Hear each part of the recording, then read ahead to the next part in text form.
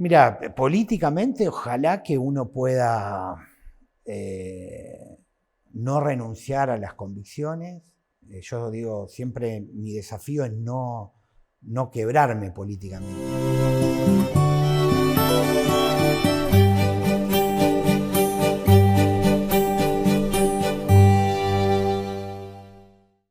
Toda Ediciones presenta el nuevo libro de Ricardo Dupuy. 24 cuentos costumbristas atravesados por el misterio. La ciudad está viva y rezonga.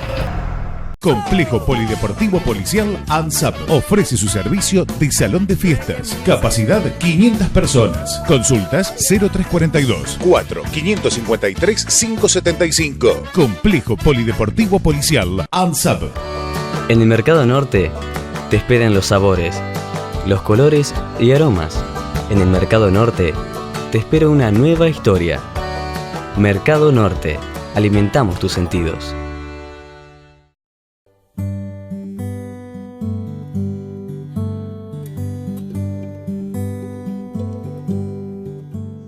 Comenzó en la militancia desde muy chico. Enfrentó diferentes desafíos. Primero, como concejal de Santo Tomé, ciudad de la cual también fue intendente, y actualmente como diputado provincial. Una persona que a base de sus convicciones ganó un espacio dentro de la política provincial, dejando su huella en cada uno de los cargos públicos que ocupó y convirtiéndose en un referente de consulta de la actualidad política. Hoy nos acompaña a iluminar tus pantallas Fabián Palo Oliver.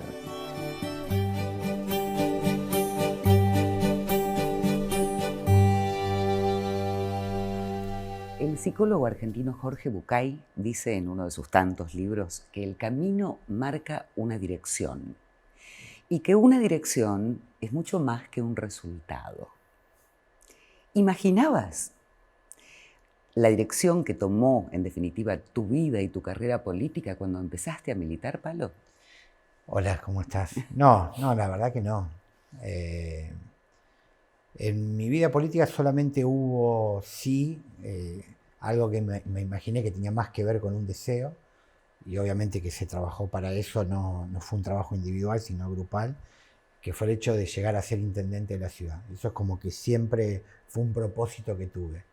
Pero nunca, eso una vez que tuve mi primer cargo público, como funcionario público, que fue el de concejal. Pero cuando empecé a militar, obviamente que no, que uno empezó en lo personal convocado por la figura de Alfonsín. Yo empecé a militar en marzo de 1984. Ajá. Hacía muy poquito que Alfonsín había ganado las elecciones.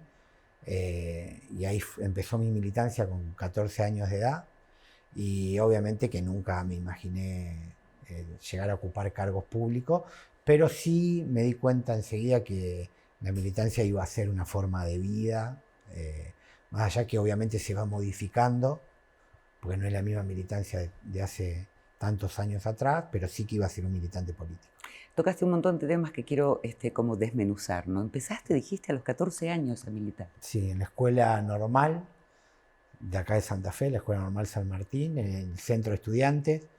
Alfonsín, una de las primeras medidas que toma cuando asume es crear la CONADEP, y la otra medida que tuvo fuerte impacto es la normalización de las universidades públicas, lo que era el cogobierno, y la normalización de los centros de estudiantes, que obviamente habían sido proscriptos por la dictadura militar, y empecé a militar en la organización del centro de estudiantes de la escuela normal. Yo en ese momento era muy chico, estaba empezando segundo año, pero bueno, había en años superiores ya militantes políticos de distintas fuerzas políticas, y bueno, y ahí fue que me fui enganchando. Y además había un clima para ejercer, sí, ¿no?, quizás, la democracia. Sí, yo lo comparo con lo que fue, porque bueno, después en el camino obviamente queda mucha gente, también producto de las frustraciones o producto de la deuda que tiene la propia democracia, ¿no?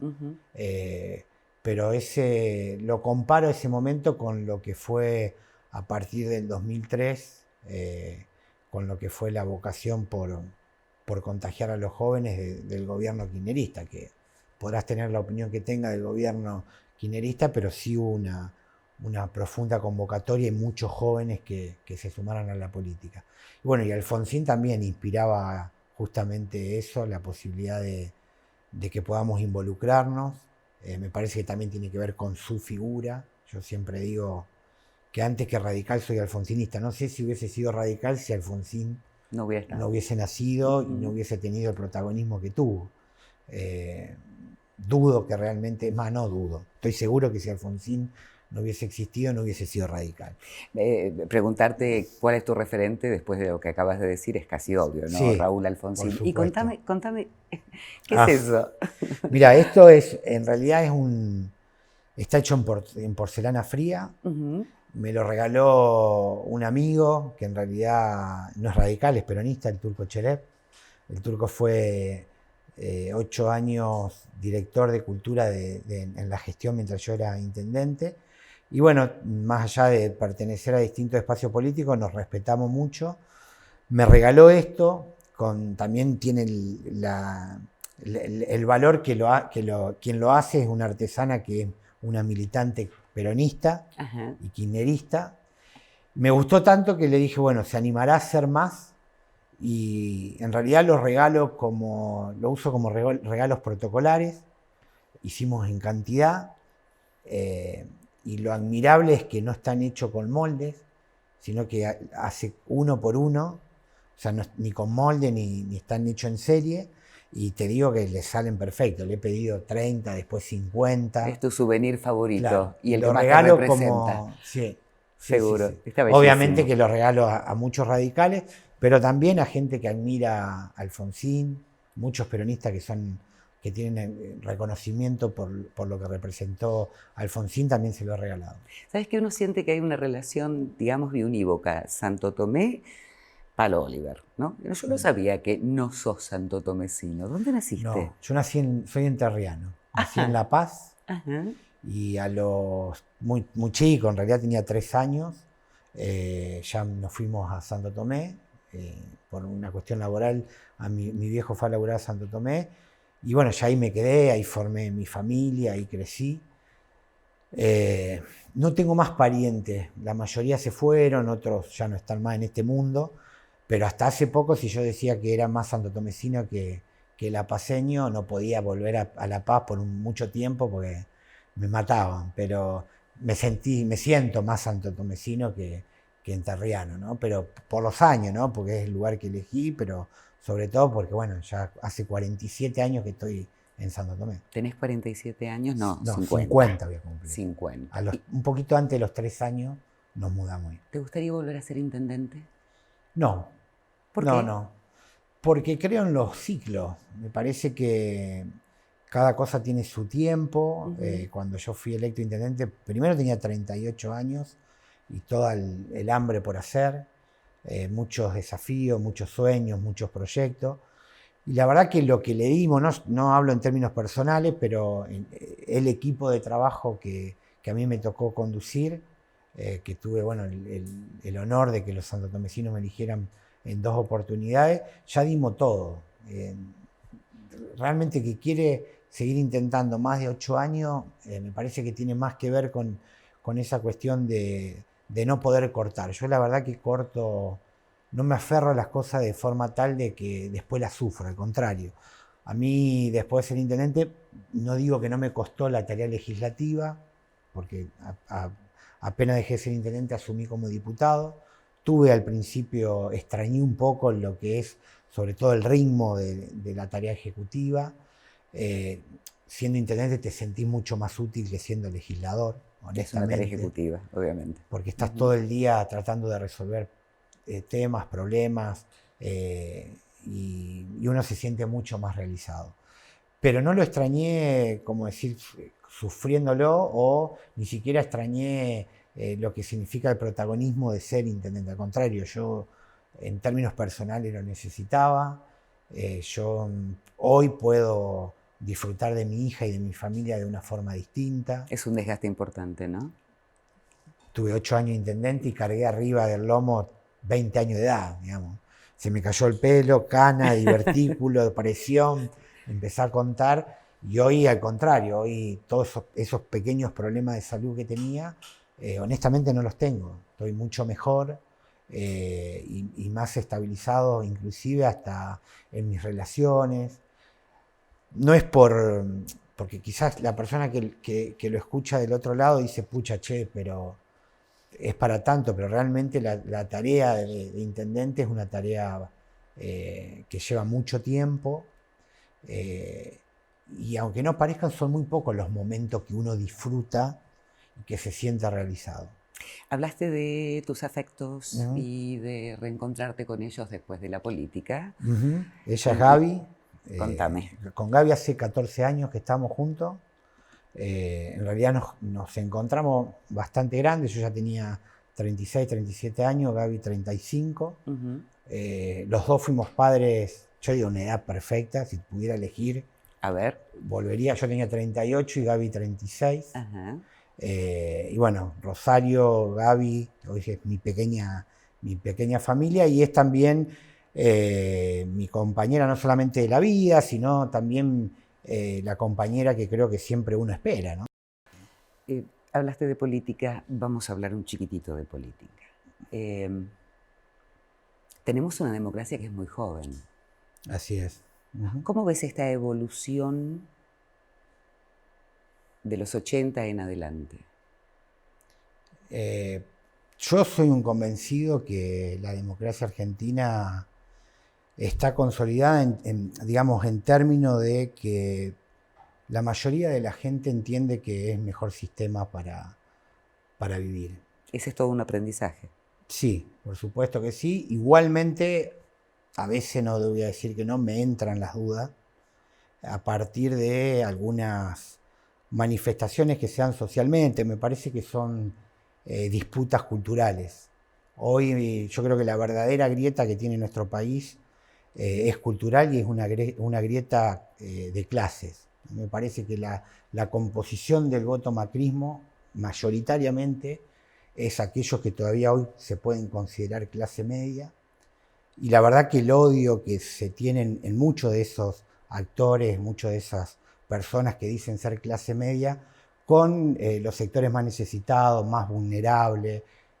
A mí, por lo menos personalmente, creo que no solamente me preocupan, sino que creo que es el desafío que tiene cualquier gobierno que le toque gobernar a partir del 10 de diciembre. Romper ese odio que se ha instalado, que si sos desocupados y entendés que tenés que manifestarte y cortar una ruta, una calle, lo que fuera, no se justifica, se lo ataca y sin embargo vos, que sos clase media, sí lo podés hacer, porque vos trabajás, vos producís esta cuestión de la meritocracia, que todos podemos llegar a progresar si nos proponemos, si no llegás a progresar es porque sos vago, es porque no te esforzaste lo suficiente.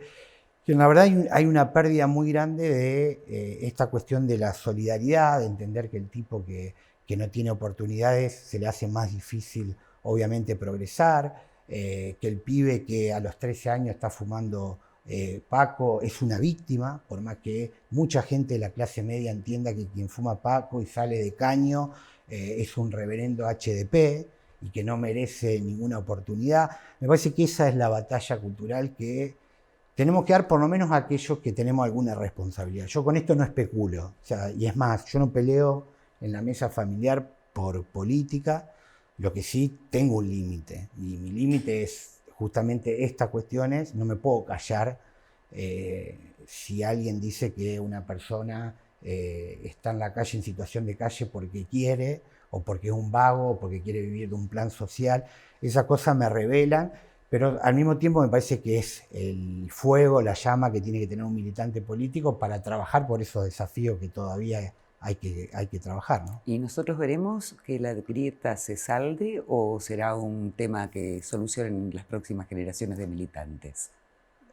Ojalá que sí. A mí, a ver, yo la grieta en términos de disputa política, ideológica, dialéctica, no me preocupa. Al contrario, me parece que la democracia debería ser eso, la permanente disputa de ideas y demás. Retomamos el tema de las diferencias entre la juventud militante de los 80 y la actual, ¿qué ves?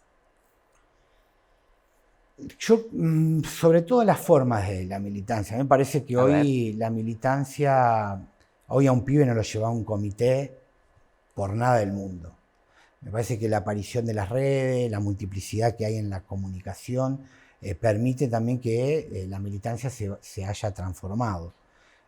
Nosotros cuando éramos militantes no solamente íbamos a un comité a discutir y a formarnos políticamente, sino que bueno, atrás había todo un folclore desde las peñas y lo que fue el resurgimiento del rock nacional hasta la posibilidad de ir a pintar una consigna en un paredón.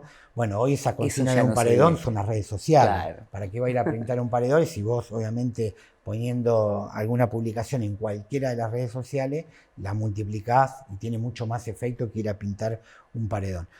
Diría que hoy es mucho más dinámico, mucho más dinámico. Y también me parece que el desafío, por lo menos de las nuevas generaciones, es, sobre todo de los militantes políticos, es revalorizar la tarea que tiene un militante político. ¿Cuál es? La de soñar que militando se puede transformar el mundo y sobreponerse a esos fracasos que tuvo la democracia argentina o que tiene, esas cuestiones pendientes que tiene, esa demanda que todavía no se pudo satisfacer desde la democracia.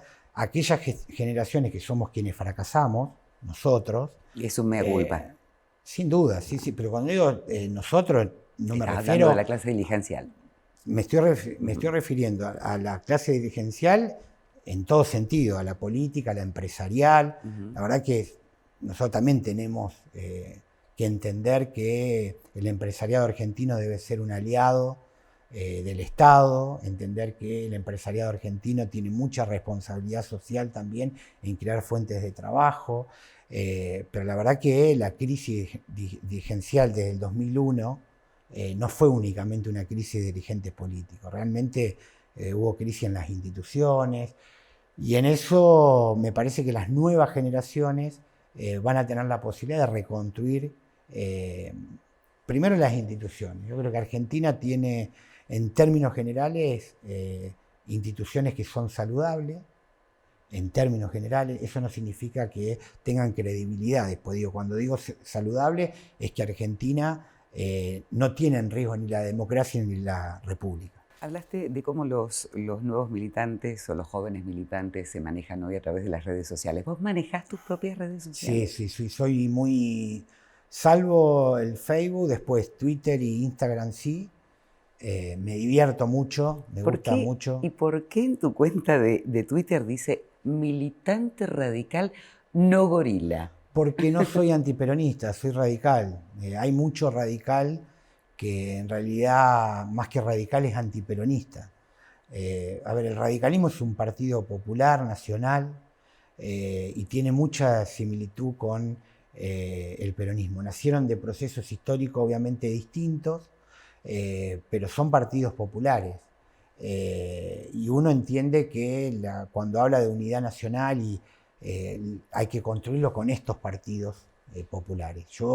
A mí me duele muchísimo que el radicalismo está asociado a un partido conservador como el PRO, y no es una frase armada. El radicalismo no tiene nada que ver con lo que representa el PRO, lo que representa esos sectores que hoy componen Cambiemos, y no tienen nada que ver, pero en políticas públicas concretas. O sea, podemos hablar en cada una de las áreas, en política económica, en política internacional, en lo que fuere, y el radicalismo tiene posición generalmente en cada una de esas áreas diametralmente opuestas. Y tiene mucha coincidencia con el peronismo. Por eso digo, no soy gorila porque no soy antiperonista sobre todas las cosas. ¿Hay algún momento o algún hecho, algún hito en tu vida que te haya proporcionado gran felicidad en tu carrera política? Haber ganado la intendencia fue siempre el objetivo. Siempre quise ser intendente de Santo Tomé. Yo cuando digo que algunos no lo creen y demás, que después de eso me podría haber ido a mi casa que estaba satisfecho. Lo que viene después, o lo que fue viniendo después, o lo que vendrá a futuro, será una consecuencia del lugar que cada uno de nuestros compañeros, nuestras organizaciones políticas entiendan que tenemos que ocupar. Pero la de intendente, yo quise ser intendente. O sea, no esperé que mis compañeros digan, che, mirá, estuvimos pensando, estuvimos viendo. Yo, desde el primer día que fui electo concejal, en 1997, tenía 27 años, dije, yo quiero ser intendente de la ciudad. Bueno, yo quiero que observes esta foto y que me cuentes qué es lo que estabas haciendo acá y por qué lo hiciste, porque sé que tiene que ver con una cuestión personal tuya importante. Sí, esto fue cuando se hizo una campaña internacional, que es el baldazo de agua fría. Se hizo el 28 de junio. Los 28 de junio se recuerda el Día Internacional del Enfermo del ELA. ELA es una enfermedad, significa esclerosis lateral amiotrófica, es muy parecida a lo que es la esclerosis múltiple. Mi hermano mellizo estuvo enfermo de ELA, y en realidad a partir de ahí, si bien yo soy una persona de romper muy rápidamente, de hacer los duelos y cerrar la página y seguir para adelante. ¿Tu hermano falleció? Mi hermano falleció en noviembre del 2003. ¿Y él era un referente de esta enfermedad? Sí, él, a ver, Andrés fue un referente porque, bueno, formó la Asociación de la Argentina. Recién ahí, cuando él se enfermó en el 2009, las redes sociales empezaban a tener importancia. Todavía no estaba Instagram, poco Twitter, pero sí Facebook. Bueno, él se empezó a contactar con familiares cuando recién le diagnosticaron la enfermedad, y formó la Asociación de la Argentina, después hizo una filial.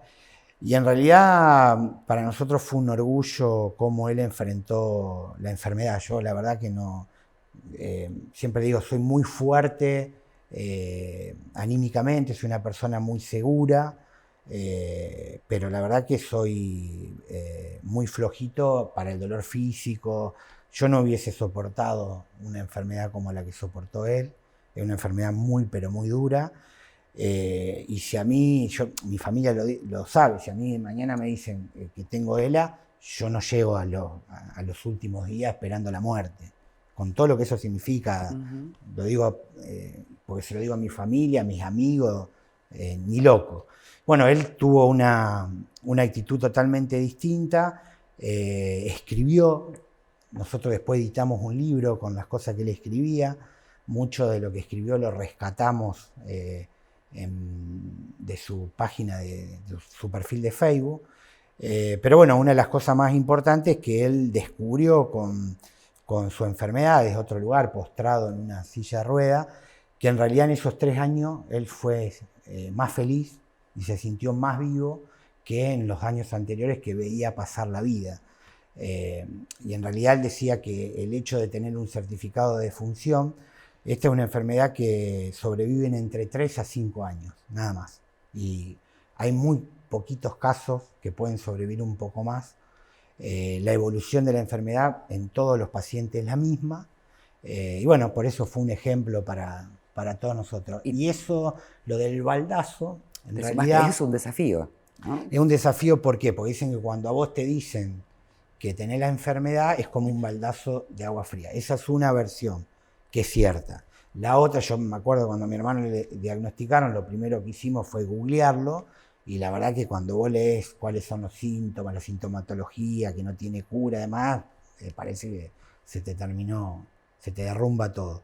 Esa es una. Y la otra es que la enfermedad lo que produce, se mueren las neuronas motrices. Es decir, las neuronas que le dan la orden a los músculos para poder movernos, por eso después quedan parapléjicos, ¿no? Y en realidad hay algo que se llama fasciculaciones, que es cuando el músculo empieza a tener menos señales de las neuronas, se te van moviendo los músculos, y esas fasciculaciones te producen como baldazos, él te lo explicaba, como baldazos también de agua frías, porque es como que en ese momento se te corta algo, y en realidad es que la electricidad que la neurona le manda al músculo se va interrumpiendo. Bueno, de ahí sale lo de la campaña, darle visibilidad, pero bueno, lamentablemente es una enfermedad que no tiene cura, todavía, porque no se sabe de dónde viene en realidad. Y bueno, el desafío de la Asociación ELA Argentina es que se pueda seguir invirtiendo para investigar y bueno, asistir a pacientes de ELA. ¿Cómo convivís con tu familia? ¿Cómo convive Palo político con su familia? No, normal. Yo tengo una vida... Me parece que tiene que ver también con los niveles de responsabilidad y con la escala de ciudad. Yo hago la vida que hace cualquier otro, digamos. Voy al supermercado, me siento en cualquier restaurante, tengo una peña. Sí, a lo largo del tiempo, por ahí fui perdiendo o dejando de frecuentar algunas amistades. Ahora que dejé de ser intendente, me reencontré con algunas. Sobre todo con ex compañeros del secundario, pero no, una vida normal. Obviamente con menos tiempo, sí, eso cuando era intendente, con muchas actividades protocolares, o sea, mi familia bancándose. Gaby es muy compañera y en esa etapa fue muy compañera, me acompañaba donde yo le decía vamos, ella iba, con ganas, sin ganas. Rosario, desde que tiene 1 año, los 9 de julio, los desfiles cívico-militar en Santo Tomé, que ya es una tradición. Es decir, había 4 o 5 eventos al año donde yo, obviamente como intendente, tenés que estar, y ellos me acompañaron siempre, me aguantaron. Gaby fue mi secretaria sin ser mi secretaria, de atender el teléfono, hacerme acordar una cosa, la otra, pero eso, bueno, tiene que ver también con la compañera que tenga. En este caso Gaby realmente es muy compañera, y bueno, y eso también hace que las cosas sean más llevaderas, ¿no? La política es muy dinámica, Palo. ¿Cómo te ves vos dentro de 10 años o cómo te gustaría verte? Mira, políticamente ojalá que uno pueda no renunciar a las convicciones. Yo digo, siempre mi desafío es no quebrarme políticamente. Yo a veces yo me doy cuenta que ya no soy tan joven, bueno, por lo que le pasa a todo el mundo, ¿no? Porque tu hija va creciendo, porque ya no tengo más pelo, hace 7, 8 años que no tengo más pelo. Entonces vos te vas dando cuenta, pero no sé si le pasa a todo, capaz que yo me negué a eso, pero hasta hace 7, 8 años atrás no asumía que ya va llegando a una etapa donde se supone que pasaste la mitad de tu vida, porque ya 50 años no sos ya un pibe. Políticamente me gustaría mantener las convicciones que uno tiene. Yo en eso sí lo digo, y puede sonar soberbio y demás. El orgullo que yo tengo conmigo mismo es uno solo, que trato en la medida de lo posible de mantener la coherencia. Si bien las personas evolucionan, a mí haber sido intendente, ahora ser diputado y demás, hay cuestiones que no me cambiaron. Y por más que yo no vivo de la misma forma que cuando tenía 20 años, también es cierto que cuando uno va teniendo distintos cargos en la función pública, a sumarle la experiencia, tenés otras relaciones, pero trato de mantener coherencia en lo que como uno se formó. No transo con algunas cosas que no comparto, no las transo por más que vayan pasando los años. Soy una persona que no me callo, y que muchas veces políticamente soy incorrecto, porque me lo han dicho muchas veces.